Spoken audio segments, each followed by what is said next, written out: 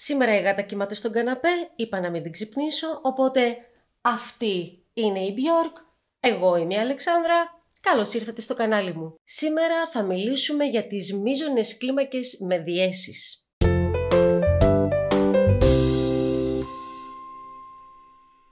Σε προηγούμενα επεισόδια μιλήσαμε διεξοδικά για την ντο μείζωνα κλίμακα, η οποία συμπίπτει με τη φυσική κλίμακα, καθώς στον οπλισμό της δεν έχει ούτε διέσεις, αλλά ούτε και υφέσεις. Και τι είναι ο οπλισμός? Ο οπλισμός μιας μείζωνας ή ελάσσονας κλίμακας είναι όλες οι αλλοιώσεις, διέσεις ή υφέσεις που εμφανίζει το φθογγικό υλικό της. Ο οπλισμός γράφεται πάντα στην αρχή κάθε πενταγράμμου της σύνθεσης και όχι μέσα στους φθόγκους του ίδιου του μουσικού κειμένου. Αυτό συμβαίνει πρώτον για την απλοποίηση του μουσικού κειμένου και δεύτερον για την οικονομία στο μελάνι. Στα παλιά χρόνια που η τυπογραφία ήταν ακόμα στα σπάργανά της και όλα τα τυπογραφικά σύμβολα φτιάχνονταν στο χέρι, ήταν προφανώς μια πολύ έξυπνη απόφαση η δημιουργία του οπλισμού. Η ντο μείζωνα λοιπόν δεν έχει στον οπλισμό της ούτε διέσεις ούτε υφέσεις. Έχει δηλαδή όλους τους φθόγκους της σε φυσική κατάσταση.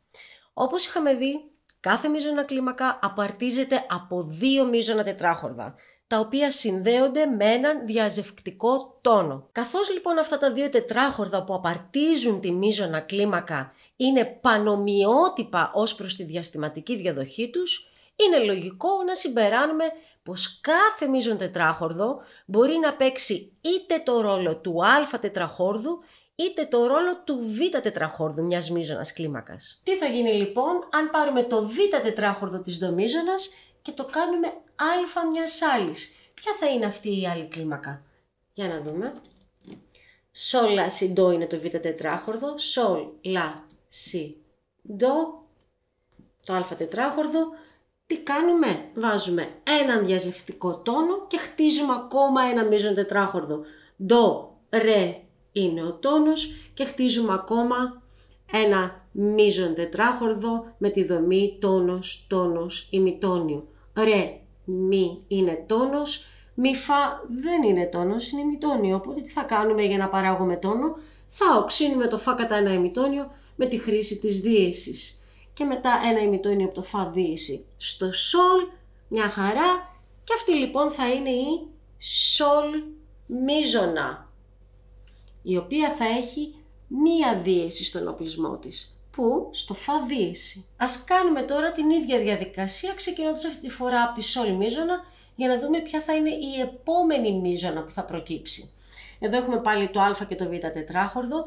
Το φα δίεση το έβαλα στον οπλισμό και όχι μέσα στο μουσικό κείμενο, οπότε ας πάρουμε το β τετράχορδο, να το κάνουμε α της επόμενης. Ρε, μη, φα δίεση, σολ. Ρε, μη, φα δίεση, σολ, θα είναι το α τετράχορδο.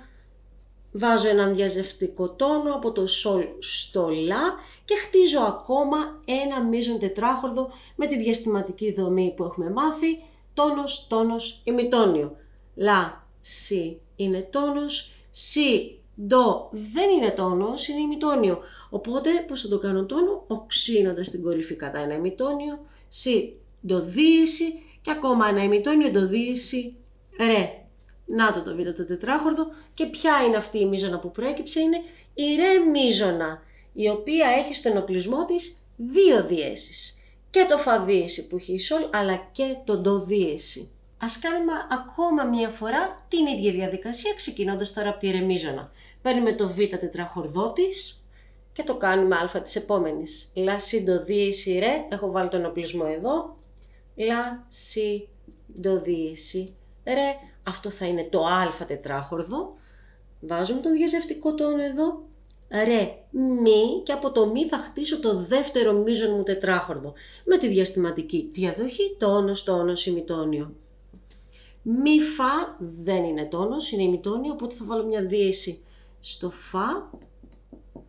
Από το φα δίεση, αν ανέβω ένα τόνο, θα φτάσω στο σολ δίεση, και αν από το σολ δίεση ανέβω ένα ημιτόνιο, θα φτάσω στο λα, και αυτό είναι το β μου τετράχορδο.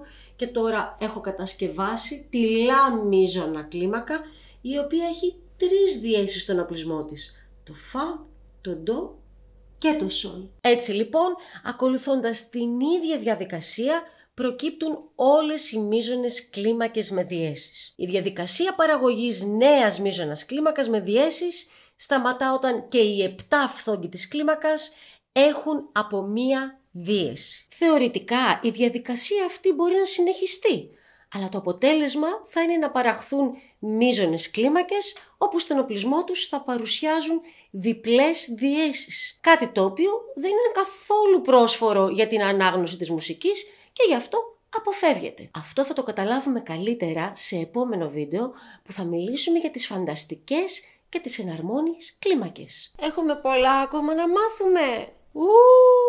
Κρατήσου γερά! Οπότε, οι μείζονες κλίμακες με διέσεις που προκύπτουν είναι οι σολ, ρε, λα, μι, σι, φα δίεση και ντο δίεση. Θα παρατηρήσατε, φαντάζομαι, δεν ξέρω αν με καταλαβαίνετε, πως οι διέσεις που εμφανίζονται σε κάθε επόμενη μείζωνα κλίμακα με τη διαδικασία των τετραχόρδων που είδαμε νωρίτερα, παρουσιάζουν μια πολύ συγκεκριμένη σειρά, την οποία ονομάζουμε σειρά των διέσεων. Έτσι λοιπόν η σολ μείζωνα έχει στον οπλισμό της φα δίεση. Η ρε μείζωνα έχει 2 διέσεις, τη φα και την ντο δίεση. Η λα έχει 3, τη φα, την ντο και τη σολ δίεση. Η μι έχει 4, φα, ντο, σολ και ρε δίεση. Η σι έχει 5 διέσεις, φα, ντο, σολ, ρε, λα. Η φα δίεση έχει 6 διέσεις, φα, ντο, σολ, ρε, λα, μι δίεση.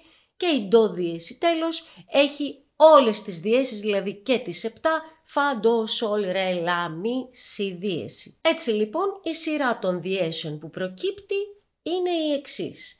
Φα, ντο, σολ, ρε, λα, μι, σι. Οι διέσεις στον οπλισμό δεν μπαίνουν σε τυχαίες θέσεις μέσα στο πεντάγραμμο, μπαίνουν σε πολύ συγκεκριμένα σημεία. Δηλαδή το φα δίεση δεν θα είναι σε αυτό το φα, θα είναι σε αυτό το φα. Το ντο δίεση δεν θα είναι στο χαμηλό το ντο, θα είναι σε αυτό το ντο. Φα ντο, το σολ εδώ, το ρε εδώ, το λα εδώ, το μι εδώ και το σι εδώ.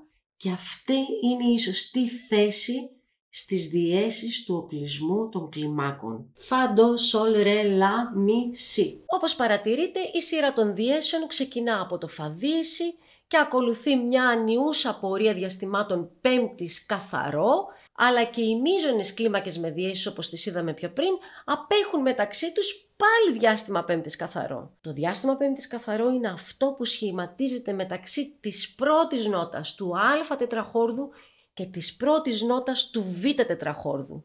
Είναι δηλαδή η διαστηματική απόσταση μεταξύ τονικής και δεσπόζουσας. Μη φανταστείτε τώρα πως το διάστημα πέμπτης καθαρό έχει τίποτα μαγικές ιδιότητες ή μήπως έχει. Για αυτή την ιδιαίτερη θέση που κατέχει το διάστημα πέμπτης καθαρό στις κλίμακες και στους οπλισμούς θα μιλήσουμε σε επόμενο επεισόδιο όταν θα σας παρουσιάσω τον περίφημο κύκλο των πεμπτών. Μέχρι τότε ξέρετε τι να κάνετε. Stay tuned! Αν σας άρεσε αυτό το βίντεο και θέλετε να στηρίξετε το κανάλι μου, κάντε like και subscribe, ακολουθήστε με στα social media, μοιραστείτε αυτό το βίντεο με τους φίλους σας και αφήστε τα σχόλιά σας και τις ωραίες σας ερωτήσεις στην περιοχή των comments. Αν σας άρεσε πάρα πολύ αυτό το βίντεο, τότε δείτε στην περιγραφή με ποιους άλλους τρόπους μπορείτε να στηρίξετε αυτό το κανάλι. Αυτά από εμένα και την Björk, τα λέμε στο επόμενο επεισόδιο. Σας φιλώ πολύ. Πάμε να κάνεις νάνι πάλι. Νάνι, νάνι, το μωράκι, νάνι, νάνι.